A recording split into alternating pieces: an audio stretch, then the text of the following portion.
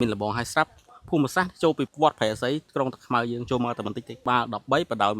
21មានផ្ទះមានលបងមានអីមកលវឹងហើយស្រាប់បងប្អូនណាផ្ទះនេះអេមែនតើតម្លៃយើងដាក់តែ$68,000ចរចាកាត់ប្លង់រឹងជូនងំល្អមែនតើផ្លូវបេតុងចូលមកអត់មានថាពិបាកជិះឡានthêmបំផុតទេមានផ្ទះនៅក្នុងហ្នឹងផ្ទះក៏ធំសំខាន់ដីជាលក្ខណៈនៅគឺអត់មានទឹះទេគឺលវឹងតែម្ដងណាមានលបងហើយស្រាប់យើងលក់តែ$68,000ទេឥឡូវយើងមើលផ្ទះនេះទៅតឹង6ម៉ែត្របន្ទប់គេង2បន្ទប់ទឹក2ក៏ប៉ុន្តែនេះ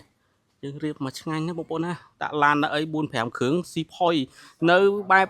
ស្រស់ស្រាយនៅបែបជាមួយ space ទលេបែបនេះបងប្អូនណាស្រួលនៅឥឡូវខ្ញុំបង្ហាញបងប្អូនខាងក្រៅធួ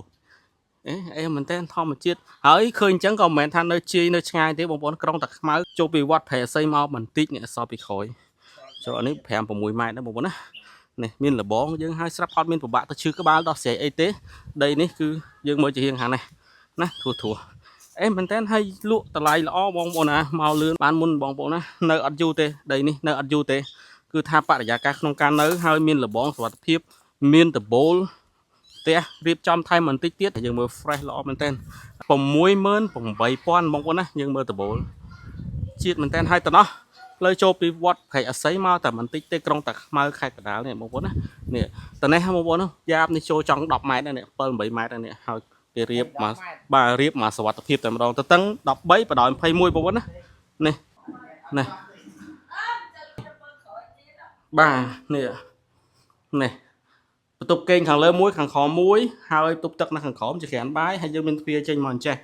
សំខាន់បងប្អូនណាទំហំដីហើយយើងរៀបចំចាត់ចែងថែមបន្តិចទៀតគឺអែមលវឹងតែម្ដងជាតិមែនតើនេះបងប្អូនណារៀបចំមកថែមប៉ុណ្ណេះដាក់ឡានដាក់អីមកឆ្ងាញ់ឡាន5នេះ5ឡានស៊ីផុយហើយយើងទៅទិញអាណា14-15ឡានបងប្អូននេះអូមែនតើបងប្អូនណាខាងលើមានបន្ទប់ដែរមែនទេតែខាងនោះយកឲ្យបងចឹងបន្ទប់គេង3បន្ទប់ទឹក2និយាយឆ្លងចេះបែបនេះវិញ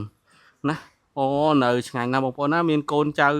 ឃើញទូចយើងដាក់ក្នុងផ្ទះយើងអត់មានបារម្ភសុវត្ថិភាពទេនេះបិទតែទ្វារទៅយប់ឡើងដាក់ឡាន4-5ហើយចេញចូលអត់មានឆ្ងាយទេបងប្អូនណានេះក្រុងតាខ្មៅនេះប្រហែលស្អីចូលមកតែបន្តិចតែហើយយើងលក់តែ$68,000ចរចាកាត់ប្លង់នឹងជូនបងប្អូនណាចាប់អារម្មណ៍ណាត់មើលទីតាំងចរចាតម្លៃបានផ្ទាល់គ្រប់ពេល